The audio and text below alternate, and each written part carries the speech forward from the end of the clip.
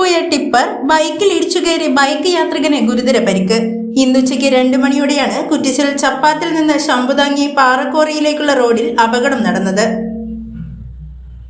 അമിത വേഗതയിൽ വരികയായിരുന്ന ടിപ്പർ ശംഭുതാങ്ങി കയറ്റത്തിലെ വളവിൽ വെച്ച് മുന്നിൽ പോയിരുന്ന ബൈക്കിൽ ഇടിക്കുകയായിരുന്നു. ഇടിയുടെ ശക്തിയിൽ ബൈക്ക് ടിപ്പറിന്റെ അടിയിലേക്ക് വീണു. തുടർന്ന് ടിപ്പറിന്റെ ടയർ ബൈക്കിന് മുകളിലൂടെ കയറിയിറങ്ങി കുറച്ചു ദൂരം വരെ വലിച്ചിഴച്ചതായി ദൃക്സാക്ഷികൾ പറയുന്നു. അപകടത്തിൽ ശംഭുതാങ്ങി സ്വദേശിയായ 46 വയസ്സുള്ള സജിക്കാണ് ഗുരുതരമായി പരിക്കേറ്റത്. സജിയുടെ വലതുകാലിലൂടെ ടിപ്പറിന്റെ ടയർ കയറി ഇറങ്ങിയതായാണ് വിവരം.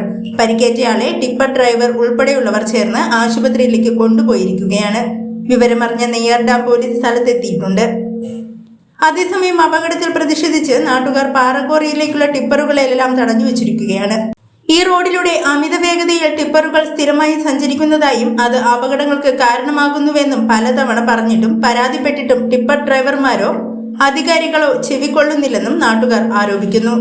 നിലവിൽ പ്രദേശത്ത് പ്രതിഷേധം തുടരുകയാണ്.